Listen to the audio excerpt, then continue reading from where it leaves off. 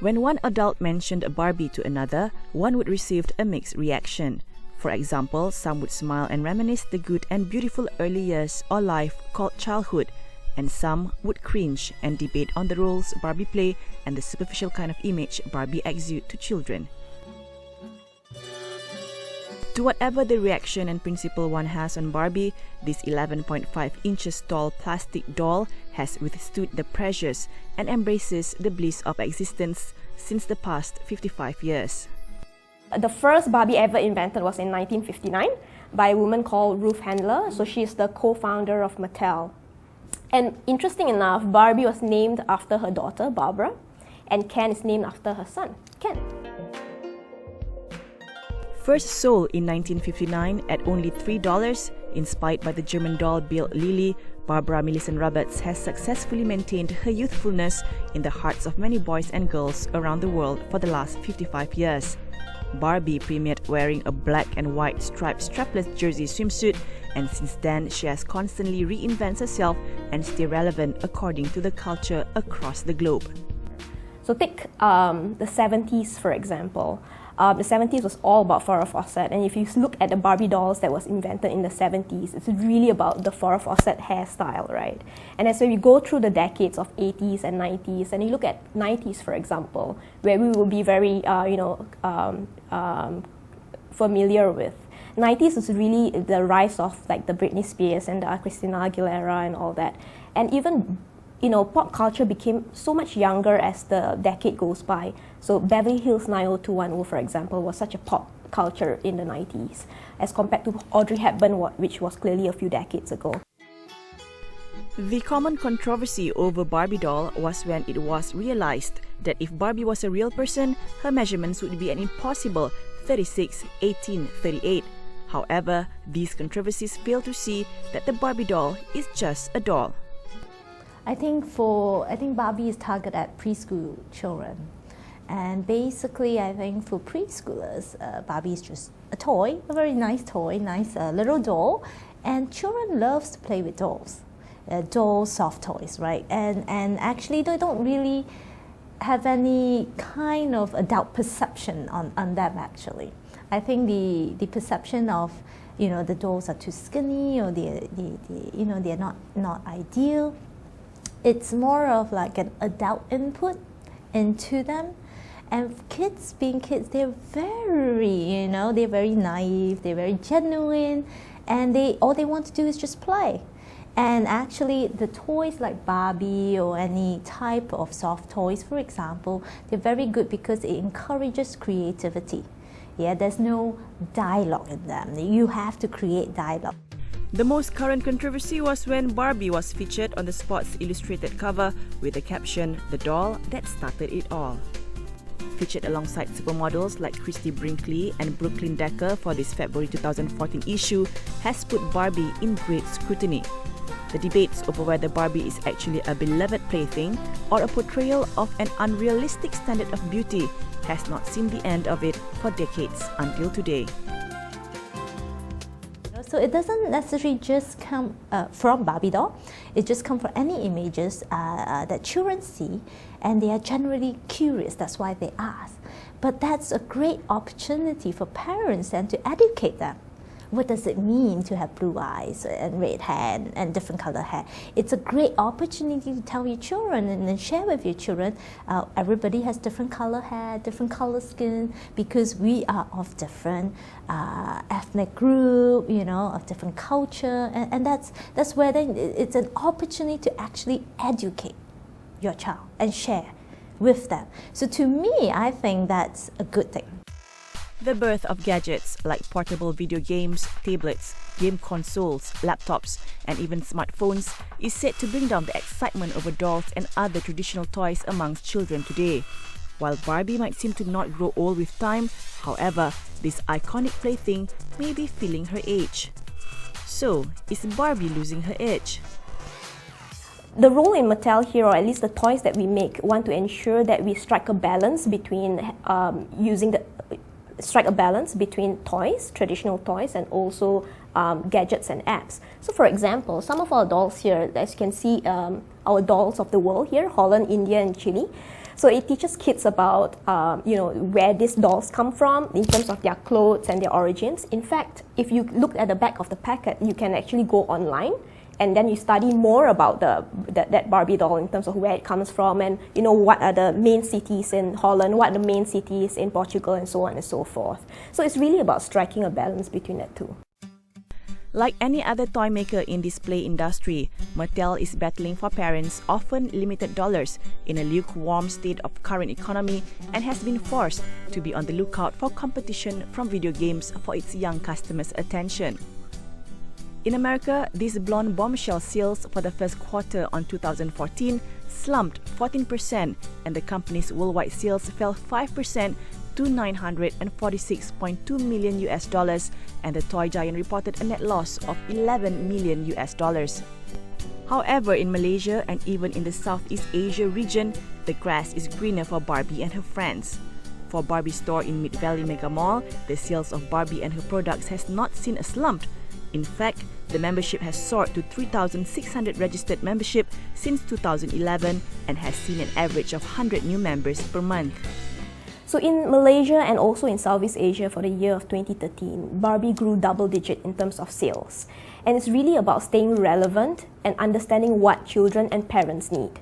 Internet and technology is here to stay. Clearly, that's a revolution in time, and it is a very important tool and a lifestyle for us today. I cannot live without my Facebook, right? So technology is clearly an important thing. Traditional toys like dolls and blocks are actually considered better toys to play. And the reason being would be the fact that these traditional toys give children a lot of opportunities to problem solving, to thinking, and to creating all sorts of storylines and things that are just fun according to their fresh imagination. So with any types of toys that you play, we call them traditional toys like dolls and blocks, these are actually considered better toys to play. Reason being it gives children lots of opportunity to problem solve, to create, imagine things. Okay, they have to think about, okay, I have this block or this Barbie. What am I have? I want to do something with it. I want to play with it. I want to make it fun. So then they have to think, okay, about the storyline, about things to make it fun. Whereas with like gadgets and tablets, right? They're usually a program and they have sounds and they have all sorts of fantastic things, okay, lights and sounds. And what happens then with those kind of gadgets, children become passive receiver. They are not active thinkers, and that's the danger. Like everything else, there must be a balance. Too much or too little of a particular thing can pose danger in the growth of a child. And I'm not saying that it's totally bad, right? But if too much of those passive type of receiver is actually not very good for children in terms of their problem solving or their imagination skill. So we still do need a balance, right? We still need a balance of traditional toys, active play, to help children grow better. Here's Rappin' Rockin' Barbie. You can sing along, 'cause with her boom. In the end, when it comes to parenting, it is not just to point fingers at dolls or games console or television. These are just tools. They are merely things. The common mistakes parents make in this era of modernity is that most parents forget to play with their children.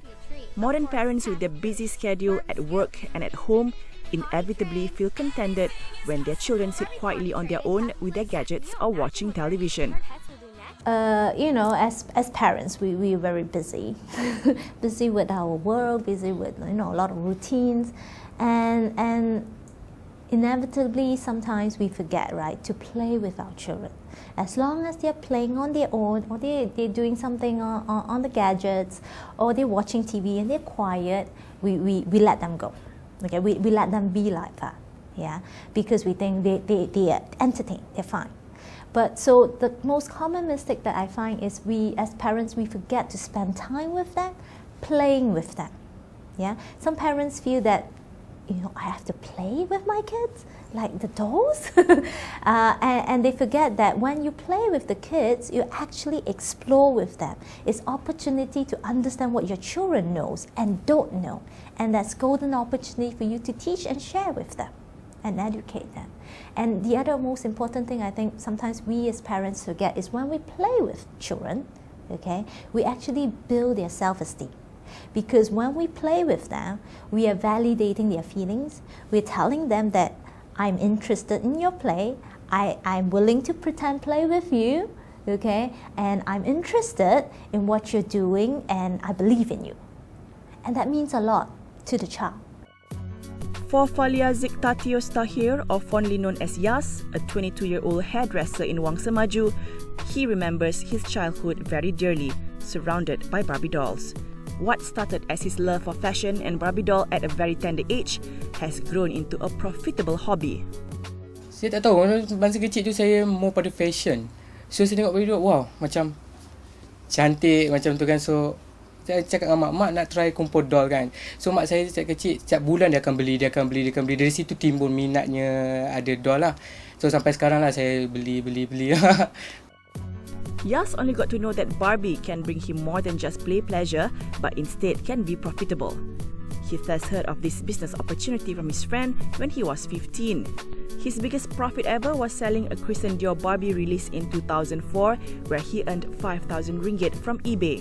He bought the doll for under 300 ringgit. Pada umur saya 15 tahun lagi lah, saya dah tahu macam Barbie doll ni macam berharga lah. Macam setiap label dia ada ikut dia punya harga tinggi mana boleh naik lah. Kalau macam gold label boleh naik tinggi lagi lah.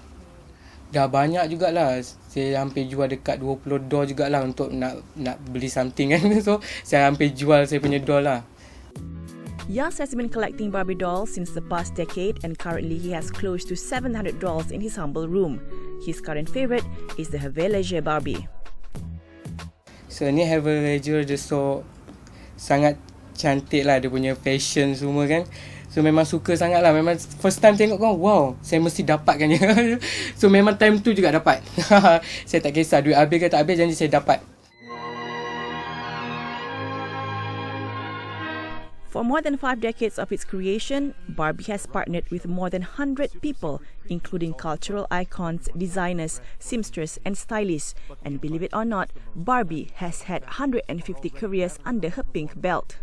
Through these many careers, her ever-changing and ever-classy iconic style, her family, pets and friends, Barbie allows and has created an outlet for girls and boys, a safe, open-ended way to play and create inventive and inspiring storylines. Regardless of whatever the debate is with this iconic plaything, Barbie remains the same. A doll is just a doll. In honor of Barbie's 55th anniversary, let's celebrate the boundless opportunities that imaginative play brings to every child all around the globe. As the gorgeous redhead approaches, ladies who lunch